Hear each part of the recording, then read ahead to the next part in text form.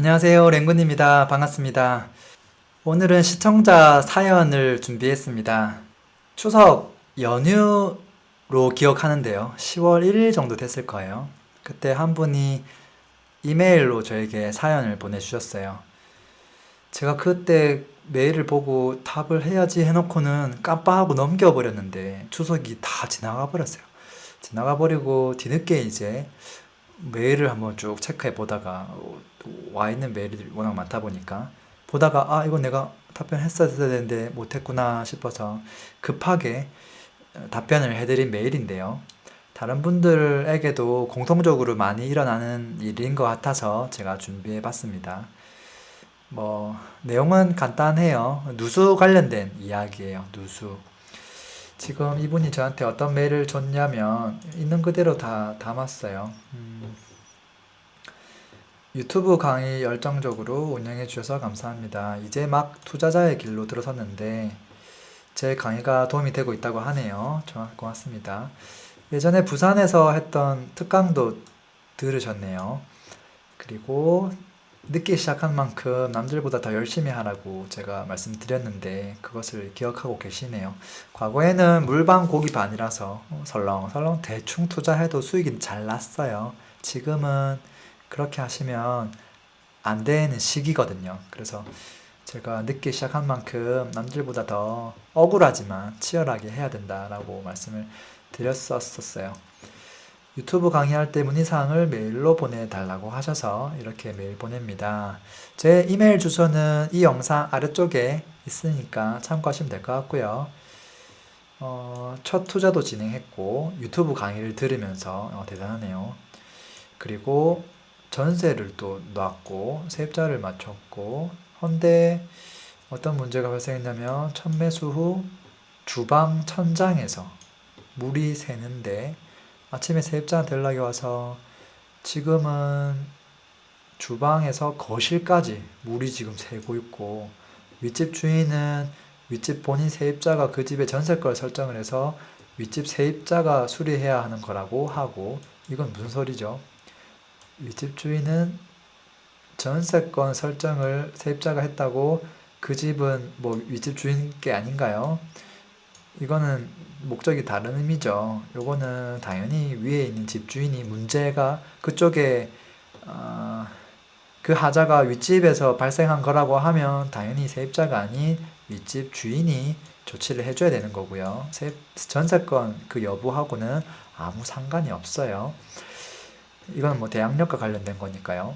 자, 윗집 세입자는 본인 집에 물이 새는 것이 아니니 저한테 알아서 하라고 하고 저의 세입자는 이런 집에서 못 살겠다며 전세를 빼겠다고 합니다. 저는 너무 막막해서 남몰래 울다가 선생님께 도움을 구하고자 연락드립니다.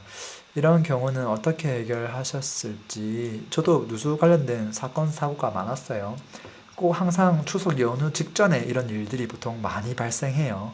딱 어디 가려고 하는데 해외여행 가려고 하는데 지방에 이제 부모님 보러 가려고 하는데 갑자기 하늘에서 막 집에 있는 천장에도 누수가 발생하는 거죠. 실제 제가 거주했던 집에서도 발생한 적이 있었어요. 제가 2달 반 꼬박 고생했던 기억도 있고요. 제대로 될지도 걱정이 되고 혼자 외로이 투자에 시작해서 선생님께 말고는 물어볼 것도 없고 겁도 나고 투자에 대한 힘도 너무 빠져서 어떻게 해야 될지 모르겠습니다. 신뢰가 되는 줄 알면서 글 남깁니다. 조언 부탁드립니다. 라고 하셨어요. 제가 급하게 또 며칠 전에 답변을 해드리긴 했는데 말이죠. 그 내용들을 같이 한번 살펴보도록 할게요. 아, 지금 사연의 주인공, 이 잘못이 있나요? 어때요? 윗집 주인은 전세권 설정한 세입자한테 이야기하라고 하고, 세입자는 우리 집에서 물 새는 게 아니니까 당신이 알아서 하라고 하고, 어떻게 해야 될지 모르겠네. 뭐, 그냥 아예 윗집 천장을 그냥 다 뜯어버릴까요? 윗집에 있는 것들이 다 내려와 버리게. 침대고 뭐고 그냥 우리 집으로 다 내려오게 천장을 아예 다 뚫어가지고 아예 우리 집처럼 그 공간을 그 복층 높이로 다 활용하면 어떨까 싶기도 해요. 좀 알아서 하라고 하시니까. 천장을 그냥 아예 다 뚫어버리면 어떨까. 그런 생각도 들고. 결론적으로는 사연 주신 분의 잘못이 없을 확률이 매우 높죠. 그 확률은 10%도 안 될 거라고 저는 생각해요. 그러니까 90%는 윗집, 나머지 10%는 사실 그 외의 어떤 것이라고 생각하고요. 이 누수가 발생한 게 본인 집이 아니라 위에서 발생했기 때문에 당사자는 아무 잘못이 없어요. 거기 살고 있는 세입자도 마찬가지고요. 뭐 하자가 있다면 그 건물에 하자가 있거나 아니면 윗집의 어떤 부분에 하자가 있거나 외벽에 있거나 뭐 다 그런 것이기 때문에 당사자는 아무 책임이 없어요. 뭐 물론 일부 직접 돈을 들여서 수리해야 되는 경우는 있지만 말이죠. 저는 답변을 이렇게 드렸어요. 일단 보유하고 있는 집이 아니라 윗집으로 인해서 지금 발생했기 때문에 천장에서 지금 누수가 발생했으니까 대부분은 이제 윗집일 확률이 90%다라는 거예요. 또는 세대 문제일 가능성이 있다. 이거는 어디서 다 해야 되냐면 관리사무실에서 해야 되는 거예요. 이런 문제라면 관리사무실에서. 그래서 조치 방법을 제가 그냥 따라락 알려줬어요. 조치 방법 또는 이대로 하세요 라는 거를. 첫 번째, 관리사무소에 전화를 잽싸게 건다. 우리 집 천장에 누수가 났어요. 하늘에서 천장에서 물이 떨어져요. 갑자기 주방에서요. 안방에서요. 어떡해요? 하고 헬프 미를 그냥 치라는 거죠. 어떡해요? 하면 당연히 관리사무소에서는 아이고야 그래요 하고 뛰어오시겠죠.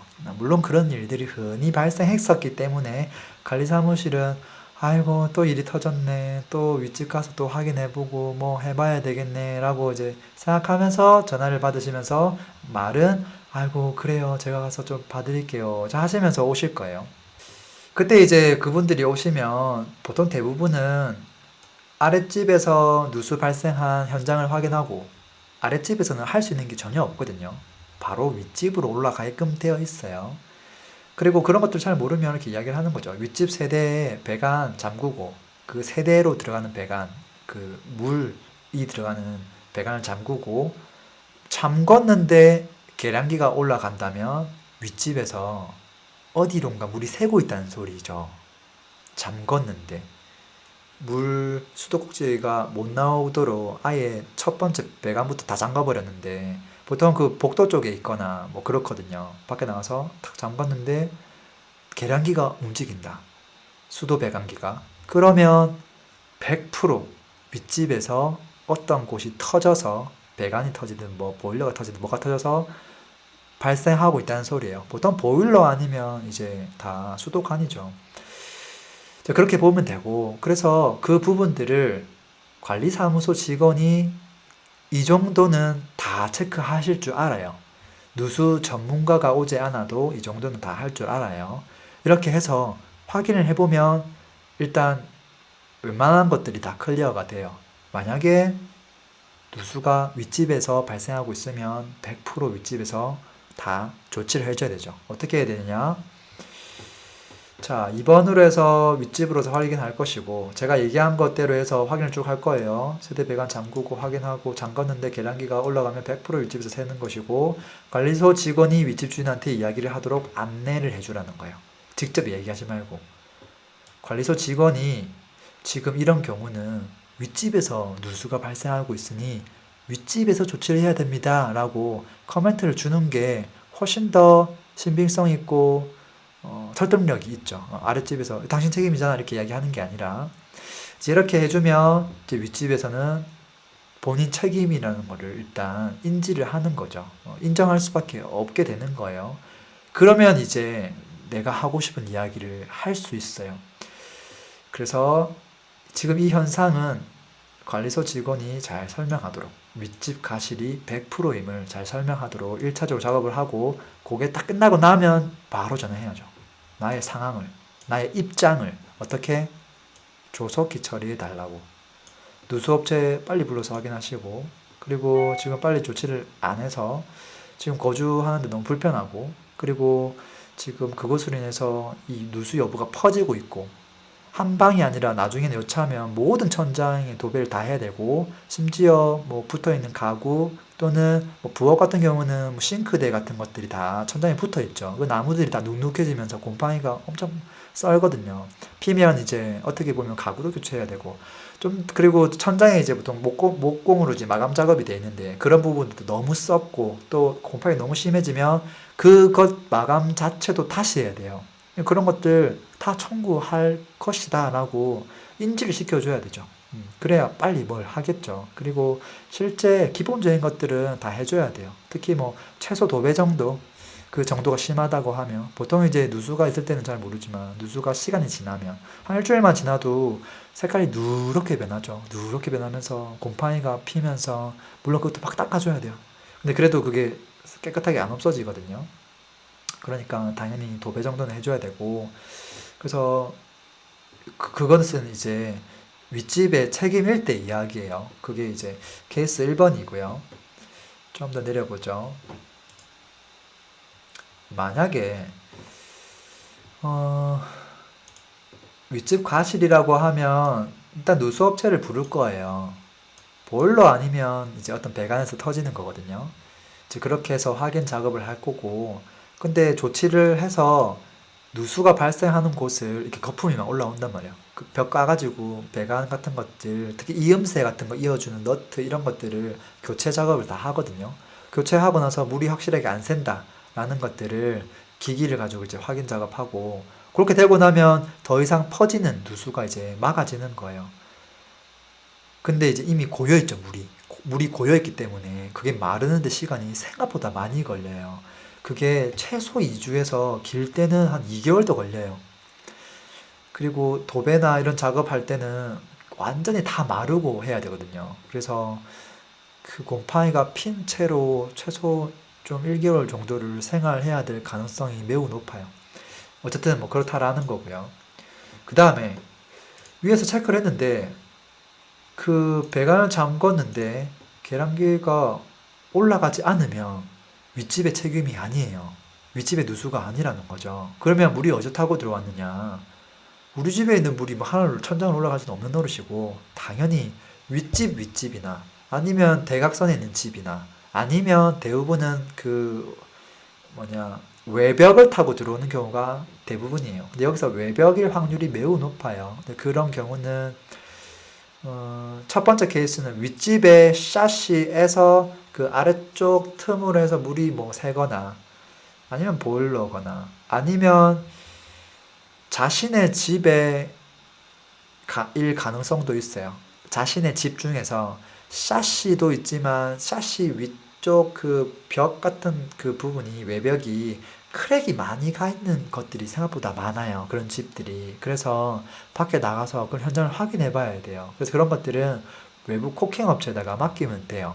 이거 윗집이 아니면 일단 내가 외부 코킹 작업을 한 지가 꽤 오래됐다면, 되게 새 집이 아니고 뭐 아파트가 한 10년 차 이상 됐다면 외부 코킹 할 타이밍이 됐어요.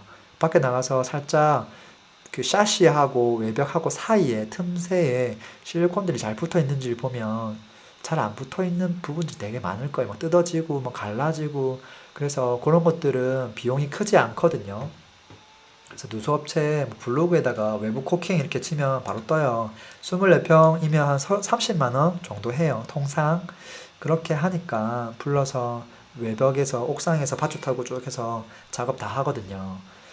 뭐 그 작업할 때는 실내에 사람이 필요가 없어요. 그냥 아무 때나 불러서 하시면 돼요. 비만 안 오는 날, 이렇게 맑은 날 이렇게 하면 되고 이렇게 했는데도 만약에 누수가 발생하면 이때부터 골치 아파지는 거예요. 윗집도 아니고 우리 집도 아니다. 그러면 이제 관리소에다가 계속 이야기를 하는 수밖에 없어요.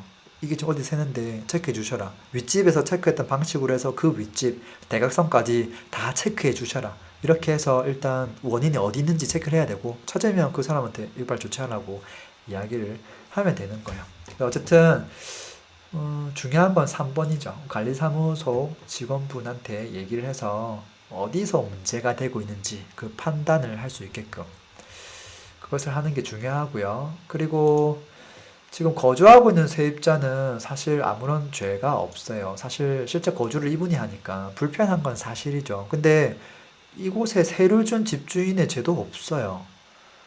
그렇잖아요. 뭐 의도가 있어서 뭘 잘못한 것도 아니고 뭐 수리를 싸게 해서 뭐 그런 일이 터진 것도 아니고 그냥 아무 죄가 없는데 다른 어떤 여건에 의해서 발생한 거기 때문에 이걸 뭐 조금 이해해 주셔라 라고 최대한 상냥하게 설득할 수밖에 없어요. 당연히 세입자는 막 울면서 나올 것인데 당연히 조금 인간 대 인간으로 잘 설명해 주시면 좋겠고요. 그리고 최대한 빨리 조치하겠다라고, 그리고 이 원인이 어디에 있음을 좀 잘 설명해 주시면 좋겠어요. 그리고 윗집에서 뭐 가실로 뭐 다른 것으로 인해서 누수가 발생할 수 있죠. 근데 그게 발생했다고 해서 뭐 지금 당장 전세를 다 빼줘야 되고 그래야 될 법은 없거든요. 물론 그 정도가 너무 심하고 그리고 실제 거주를 못할 정도가 되고 그러면 또 약간 서로 분쟁의 여지는 있어요. 근데 그거는 사람의 일이기 때문에 이건 뭐 민사소송의 문제이기 때문에 조금 절대 집주인이라고 해서 언성을 높이거나 좀 그렇게 하지 마시고 내가 거기에 사는 세입자라고 생각하고 아이고 어떡하죠 너무 불편하시죠 이렇게 해서 응대해 주시면 될 것 같아요. 그래서 제가 마지막에 선생님은 잘못이 전혀 없다고 한 줄 적었고 잘 처리되었으면 좋겠다고 적었습니다. 뭐 이런 것들이 하나하나의 경험이지 않을까 싶어요.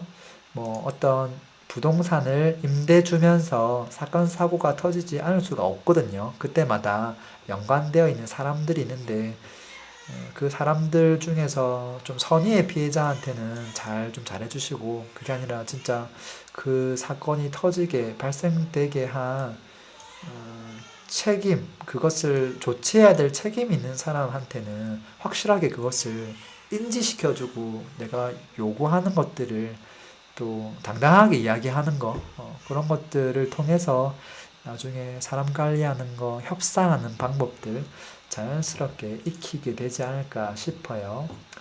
자, 그래서 아마 방금 제가 얘기했던 이 부분이 아마 지금 시청자분들한테 도움이 될 것 같아요. 그래서 1번, 2번, 3번, 4번, 5번 순으로 진행을 하셔라.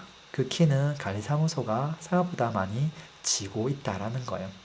자, 이상으로 해서 오늘 시청자 사연 여기까지 마무리하도록 하겠습니다. 고맙습니다. 또 다른 궁금증들, 어려움들 있다면 또 아래쪽에 적혀 있는 biboy99 gmail.com으로 보내주시면 좋겠습니다. 감사합니다.